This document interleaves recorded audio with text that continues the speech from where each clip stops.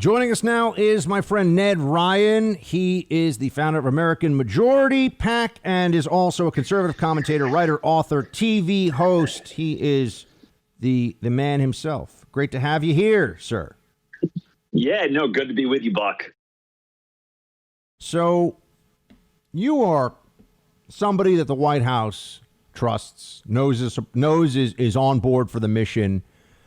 You know, Trump today tweeted something out about someone saying something mean about him on Fox News. I got to tell you, Ned, I'm a little frustrated right now.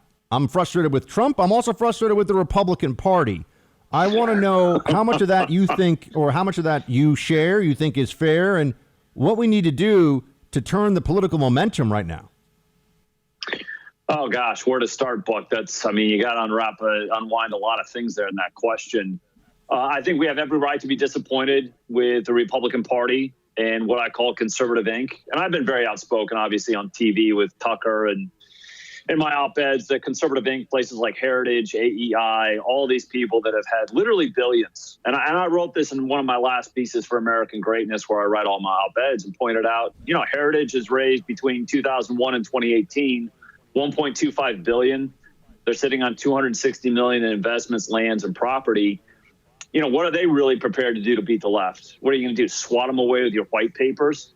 And even worse, they're denigrating us and slandering us. I thought Kay Cole James' piece at Fox News was insulting, to be quite honest. There were 3 or 4 lines in there. I thought, you know, are you an advocate of the 1619 Project, or actually about, you know, preserving and conserving the constitutional republic, the American Republic? But I have to tell you, too, and I've been very open and honest. You're right. I went out there and slugged away for the White House, especially on hostile channels like MSNBC and CNN. You've done your part in that. I've done my part, you know, back in spring of 2017. These guys were convinced Russian collusion was real, and I laughed in their faces and said it's a fairy tale. So I fought the fight. But I've been into the White House multiple times now in the last 6 weeks, and I'm a grassroots guy. You know, people that know what American Majority does, we're grassroots organizers. We train people to run for state and local office. That's what I've been doing the last 12 years with American Majority, but it was something I was doing 4 years before that. So it was like 16 years of experience, right? Dad was in Congress. I've been around D.C. almost 20 years, wrote at the previous administration in a White House. I went in and said, listen, you got real numbers. You got real problems with your numbers down in Florida with absentee ballots. And this is something very specific. Ran a narrative, showed them the numbers, went in second week of May. Went in 2 weeks later and said, hey, I'm giving you a narrative here that you've got real problems. If you do not address this, I see no electoral map that makes sense for you without Florida. And right now, and let me share this, Buck, and I'm sorry for being so long-winded in this answer, but I've got no, man, let it rip. Understand. Let it rip. I've got to have people understand why I'm so concerned. Traditionally in Florida elections, Republicans win the absentee mail-in vote, right? And we win it by tens of thousands of votes, all right? And we invest some time and effort into it to make sure that happens. Then in the early in-person voting, Democrats typically win that and win it convincingly, so much so that we're typically behind in the vote going into Election Day. And then we usually pull it out on Election Day, but the margins keep on getting slimmer and slimmer and slimmer because Democrats are waking up to how to do absentee ballots, right? Politico reported yesterday that Democrats are beating Republicans by over 300,000 absentee ballot requests in Florida as of this moment, about 17 weeks out from Election Day. If we do not win absentee ballot mail-in voting in Florida, I see no way we can win Florida. And if we don't win Florida, I have a really hard time seeing how Trump wins in November of 2020. I have said it again and again and again.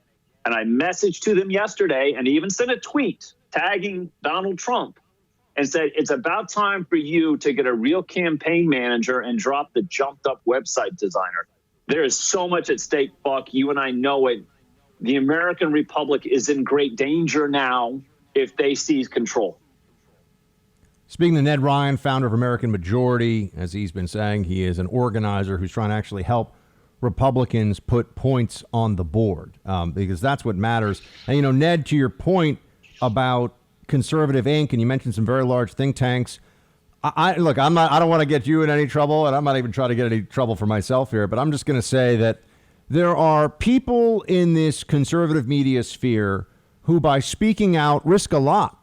They haven't had decades of, good times, fat and happy from the conservative media world. And if they got canceled or if they got fired or if they lost their job, it'd be tough for them to figure out what the next move is. There are also people who are fat and happy, have a big show or something and look, you and I both do Tucker's show. I think Tucker has been the heart of sanity in this whole situation. Absolutely. And I won't name names because I don't want to, everyone has their personal stuff. But there are some other shows where I feel like, and other entities and institutions and platforms where I feel like they're pulling punches and maybe even part of the GOP, surrender caucus, making some concessions, and they could handle some heat, but they don't want it. And I think we're getting to a point here where we're going to have to start being honest about who really is willing to fight for this and who wants that third or fourth beach house. Well, Buck, you're making a point, and I've been very blunt and honest about this. I don't mind getting in trouble. I'm already in trouble. With people, I don't really care for their opinion, so I don't give a rip. The amazing thing about Tucker that's so revolutionary that people are just like, we love Tucker so much. He's just simply speaking the truth. He's not pulling punches. He's saying, here's the reality of what is. And I made this point on his show Friday night. Actions authenticate beliefs. And we know the Black Lives Matter what they believe, right? They're avowed Marxists. They're not shy about it. They want to destroy the Western nuclear family. They're in the streets. They're protesting. They're rioting. They're looting. Their actions validate their belief system. And on our side, we have a lot of Republicans and conservatives that want to come to D.C. and be involved in this because they think it's a cool career to pick up a paycheck. You're never going to beat. And again, the Black Lives Matter and these Marxists that are, Antifa and Black Lives Matter in the streets rioting, for them, religion is, their politics is religion, right? They are religious zealots. You're never going to beat religious zealots who want to destroy the American Republic with a bunch of careerists who think it's a cool career and want to pick up a paycheck. That's what we have. And I have to say this, whatever people think the conservative movement is, I've come to the point, I don't even know if it's a movement, right? I think it's conservative Inc. I think it's a racket. It's devolved into a business. I'm convinced by their actions. They believe in certain things like money and power. But my next piece is coming out with American Greatness. I'm not really sure what they believe deep down inside beyond the ephemeral pursuit of money and power. And when you lack the conviction to really fight for something, you'll bow the knee to anything. Well, I have to say, how many conservative, and again, I separate this out, and look, there are people.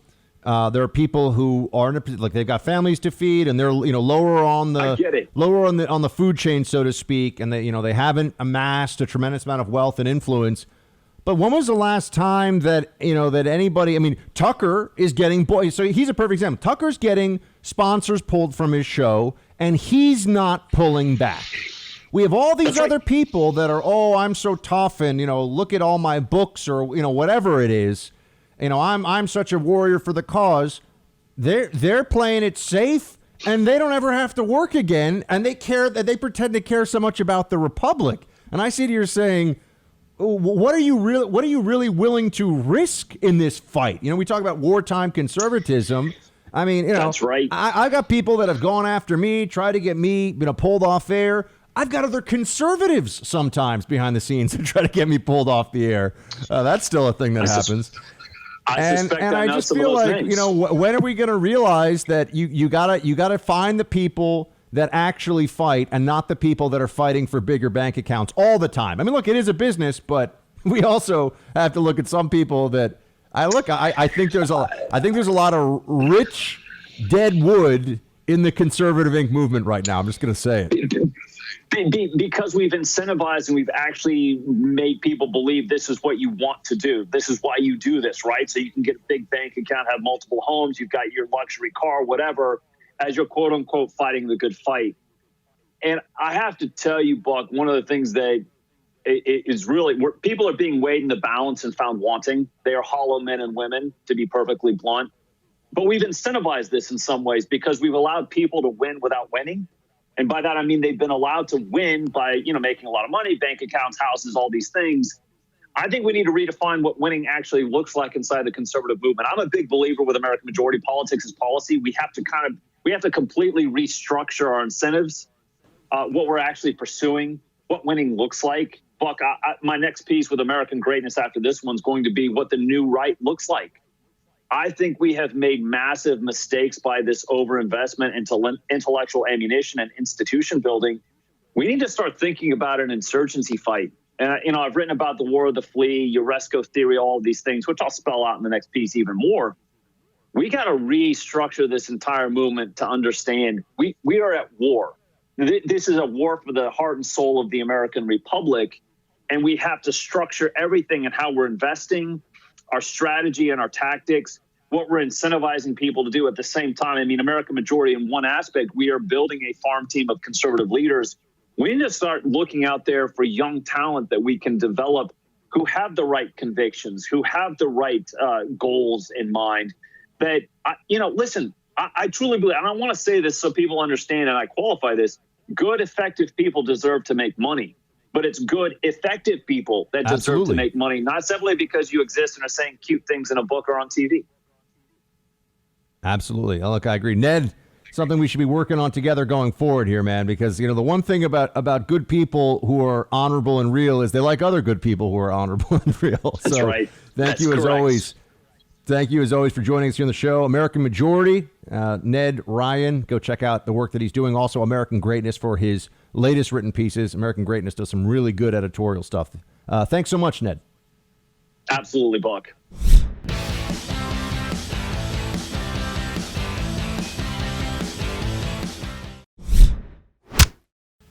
I'm very happy about General Flynn. He was treated horribly. He was treated very, very horribly by a group of very bad people.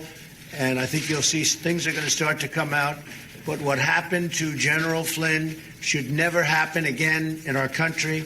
He was persecuted, and many other people were persecuted. They spied on a campaign, and they should never spy on a campaign, to put it mildly. It never happened before in the history of our country. The Obama administration spied on a campaign. This is just the first one. He's been exonerated, and I want to congratulate him. He's been through a lot. He's been through a lot. He had great courage, great fortitude, but they spied on a campaign. There's never been anything like that happen. If that were the other way around, people would be in jail for 50 years already. The president's right when he says that if it were the other way around, we'd have a very different outcome. That's for sure. You would have Republicans in prison if they had done, and I mean very senior. You'd have the Comeys, the Strucks, the Brennans. If this were a Democrat administration, those people would be in prison and charge them with conspiracy. Look at what Mueller does. Mueller effectively made up new charges that nobody had ever. What does it even mean? Conspiracy against the United States. What does that mean? It meant whatever Mueller said. Remember, they used that charge to pretend that there was the any possibility they were really going to try to prosecute Russian Facebook bot creators. Oh, yeah. Yeah, sure, the Russians are just going to hand them over. What's amazing is that they actually called their bluff on that, and then they had to drop all those charges. I had one or two public spats with a couple of well-known conservative legal intellectuals who were saying, oh, this isn't overcharging. This is absolutely necessary. Some never-Trumper types. I was like, no, this is a joke. They're not going to charge the Facebook bot creators with, they're not going to bring them to trial for anything. This is nonsense. But Mueller his team came up with conspiracy against the United States, which is really, the Soviet Union, think about how authoritarianism, how totalitarianism works. They could, anytime they didn't have a charge, it was counter-revolutionary activity. Yeah, I don't like you. I don't like your attitude. We've picked you up. We've sent one of the, as Solzhenitsyn called it, the Black Marias, these black Soviet sedans that would come and pick people up in the middle of the night, seize them from their homes in their bed with guns. They have you sit there and they can't really figure out, well, what did you do that was wrong? Counter-revolutionary activity. What does the Mueller team do? Yeah, we're going to say that there was a conspiracy against the election of the United States or something like that. We're a conspiracy against the United States. Very broad. Trust me, they would find a way to level that charge if it were Democrats in the White House against any of the Republicans involved in this attempt to destroy and ruin a presidential administration. They were, there's this charge that has also been used in the past by Democrats always. They're the ones that, whether it's the Logan Act or honest services fraud. This was a Democrat headhunter. Federal prosecutors love this. They used it against Conrad Black, for example. It was a Canadian conservative publishing magnate, and really sent him to prison for a long time. Unjustly, they had to overturn this. The Supreme Court had to overturn the honest services fraud statute, at least in part because it was so broad that they had no outer limit to it. But that's what Democrats like. A statute that you can just make up as you go along? Okay. So what we see here is the president reminding everybody that if this were a different administration, a Democrat, the media would be, all their hair would be on fire every day about, oh my gosh, the Republic is dead. Look what they've done. And you'd have people in prison. Instead, they've dragged General Flynn through this nonsense for 3 years. For what? What was his crime? Really think about that. He's like, yeah, I don't know. I told some FBI. FBI had no business in the first place even sitting down to ask him about his phone call. They only used the leak, the illegal criminal leak of that phone call to the Washington Post as the pretext to interview him on it. No business to even have the conversation, right? There's something called the fruit of the poison tree doctrine in law, where if you get something through illegal means, that evidence gets tossed. There was no basis for the investigation of Flynn in the first place. And what is really the crime? That he said he didn't talk about something that then they claimed that he did. And it's actually not clear because he talked about expulsions, not necessarily specifically about sanctions. It's a little bit of a gray zone. But they created this whole narrative that he's a criminal, he's a felon, ruin his life, bankrupt him, millions of dollars. These Democrats are vicious totalitarians. Don't forget it. That is their party. The same way that the Bolsheviks took over the Soviet Union, or created the Soviet Union, and took over Russia, ruined the place, ruined it. Generations of people condemned to misery. It can happen here too. Democrats have gone that crazy. The only way that we can handle this is to win, to defeat them. And that's also the only way there will be any real justice for General Flynn, who has been sacrificed for the Trump administration. And it's time that we get this man his reputation back.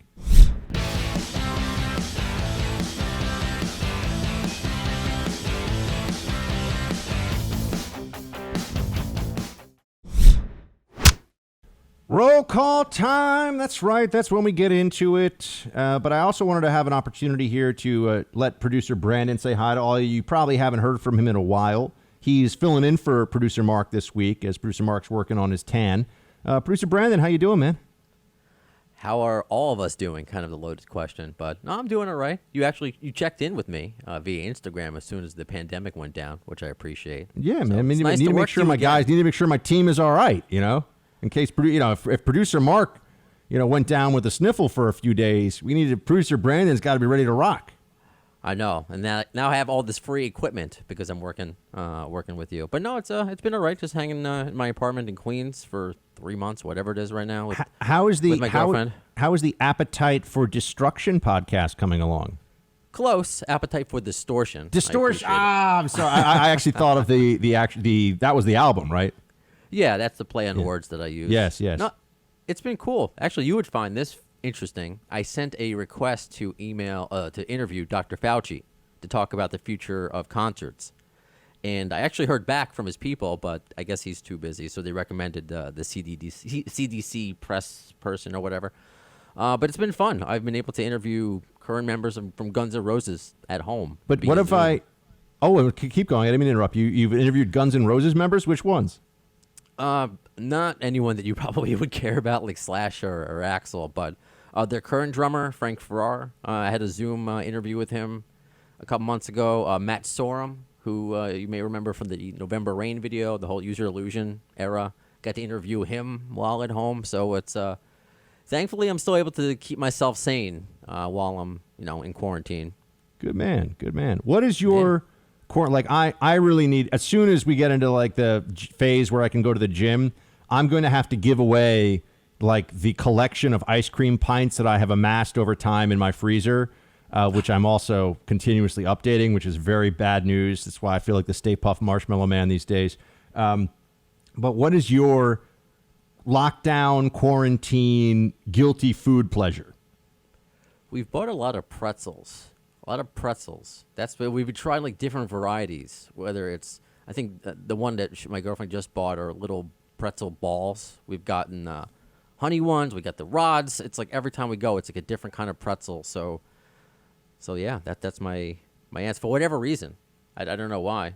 Is producer Mark going to let you go through the voicemail box for the show, which is 844-900-2825, 844-900-BUCK for everybody listening? Or are you going to delve into the depths there?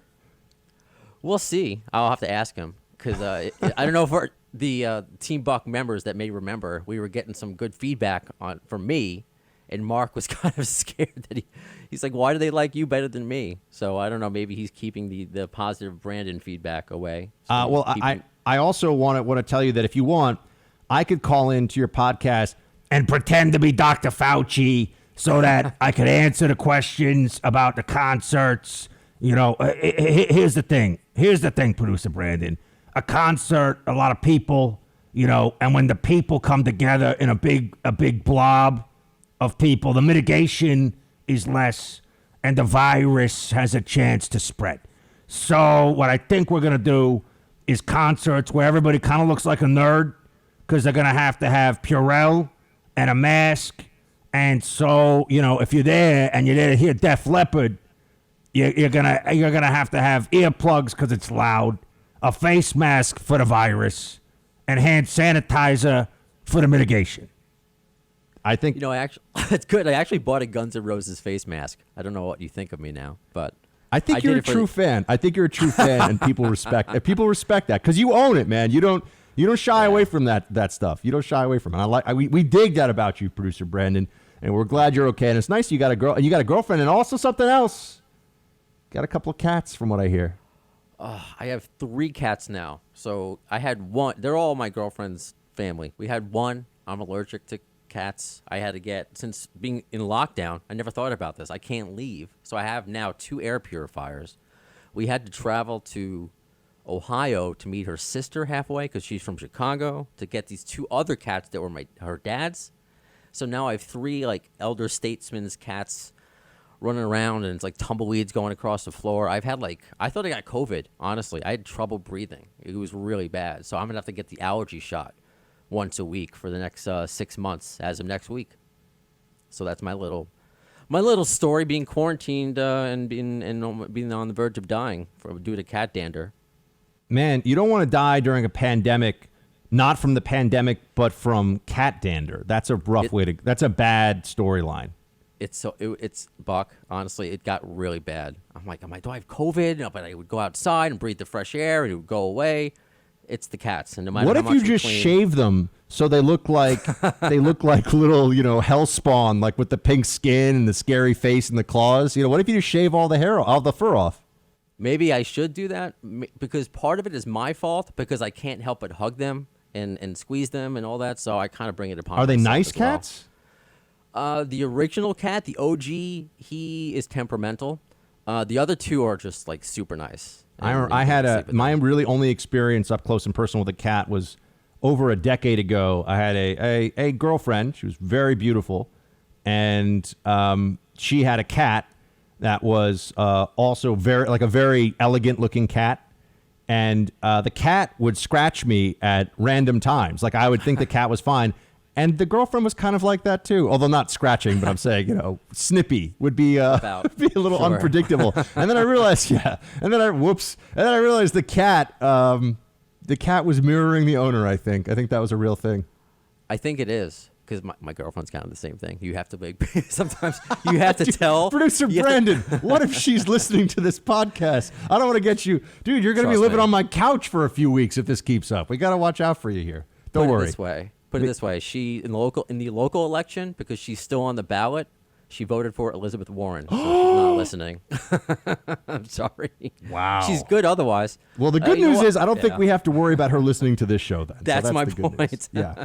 All right, now into all of the actual roll call team coming your way here. We have first up, and remember, facebook.com/Buck Sexton. Please, if you don't follow me on Facebook, add me in. We post stories, and I post just all kinds of stuff, occasionally Tallulah photos because she's a cute, fat little piggy, also known as a French bulldog. But we post also commentary, clips from the show. Sometimes I'll tell people I'm going to be on Fox or something on Facebook. And if you're on Twitter, which I know probably less than 5% of you are, please do follow me, Buck Sexton. But if you want to email me, teambuck@iheartmedia.com. And on Instagram, Buck Sexton. And you can send me direct. Look, we get a lot of direct messages on Instagram. We're trying to go through them. The team goes through them. It's either me or Brandon or Mark, or we got a web team now, and everyone, they're going through the box to pick the best comments possible, the best notes possible for all of us. So we're working on it. We get a lot coming in, but please do send them. We will always get through to reading them. We just can't get all of them on the air. All right. Probably because I talk too much. Anthony, Shields High, Buck. Love your show and how you're speaking truth and rallying the patriots who love our country and the Constitution. Anthony, short but sweet, man. We love the roll call message. Thank you so much for listening and supporting us. It means a lot.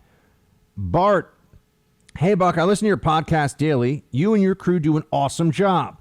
I'd like to say I'm quite conflicted on the entire police issue. I get treated pretty horribly by the police in the small town I live in, and although it was a combination of bad police and a terrible prosecutor, it left me here with a very bad experience. In all honesty, I do feel for the police out there being treated like they are. It's totally unfair. But like I said, I'm conflicted. Keep up the good work, buddy, and always Shields High. Bart, there are bad cops. That exists.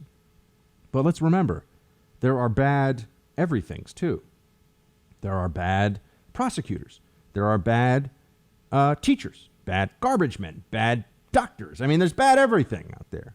Bad conservative radio hosts. Like, there are bad people that exist in this world. And you got to understand that you do your best and you're responsible for your actions and your family, your loved ones, and got to just keep pushing through. I'm sorry you've had a bad experience with cops there. I remember I was stopped when I was about 14 or 15, stopped, put up against a wall, frisked, and they made me show them my hands to look for paint, for spray paint, because they had a report of youths in the area writing graffiti.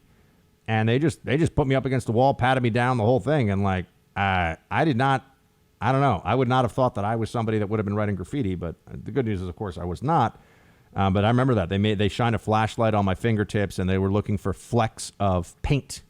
And if I had them, they were going to arrest me. And did they have probable cause? I don't think so. But anyway, look, it's not perfect. Not perfect. Angela. Hi, Buck. I'm enjoying the show as always. Yesterday, you were talking about NASCAR and Bubba.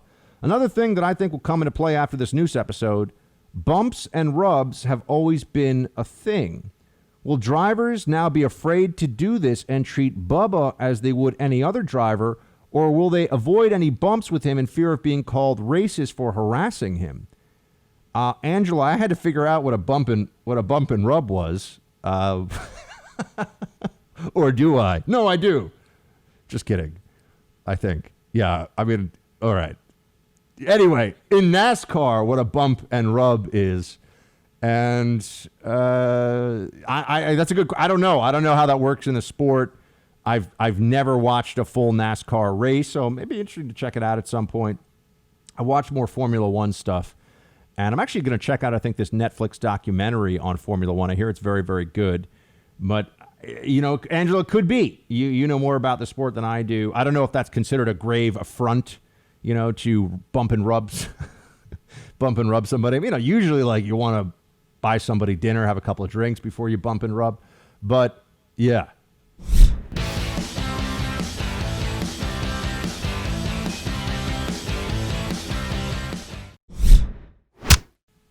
All right. Now we have some more roll call to get to, and let's do that together, shall we? Brandon, I heard you ask about a place where there are no left-wing activists, and I can say with 96% plus certainty that rural North Idaho lacks any left-wing activists. In fact, our local city, Coeur d'Alene, came out in force, armed and ready to defend from looting. I live in a small rural community of just a few hundred people an hour outside of Coeur d'Alene. Idaho and Spokane, Washington, we're right on the border. We are armed, polite. We help our neighbors. We wave and say hello. And they're not left-wing activists. There is probably a lib or two here, but they stay quiet, so life is great. Well, Brandon, sounds like things are pretty good out in Idaho. So thanks for writing in and giving us that option. I don't think producer Mark wants to move the Freedom Hut to Idaho, though. I don't think that's really going to be the way he wants to do it. Angela! Hi, Buck. I'm enjoying the show as always. Yesterday you were talking about NASCAR and Bubba. Another thing that I think will come into play after this news episode... Oh, sorry. We already did. I just want to do the bumps and rubs again. I'm sorry. I got confused. Jay, Buck, I flat out don't believe that cases are going up. Can we even trust the testing? Who does the testing? The CDC. Not exactly a reliable source. We know that in the first wave, a lot of cases were presumed positive based merely on symptoms. No actual test was taken. I think the same is happening again. The only numbers we should be concerned with are deaths, which are going down. This is all just a part of left-wing action against Trump, and we all know it. Shields high. Jay,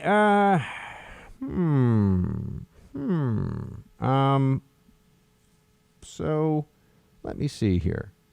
I don't think that that's likely going on.